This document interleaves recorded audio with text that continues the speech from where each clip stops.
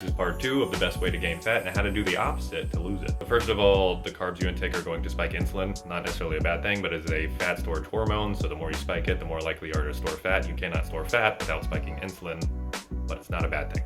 And when you accompany that insulin spike with more fat, it's easier to store more fat. So if you were low carb all the way, it'd be a lot easier to not store fat because there's not as much exogenous fat that you're taking in. Basically, it's more efficient at storing fat when you spike your insulin with fat accompanied. Also, when you spike your insulin, it inhibits lipolysis, which is using fat as energy. And so if you have an intake of dietary fat and inhibited lipolysis, you're probably more likely to gain fat and stay fat for longer. Some proposed mechanisms why this happens. The Randle cycle is a proposed pathway and others like it, where basically you have a cross inhibition of both the energy systems and they're kind of competing for which one you want to use your energy, derive your energy from.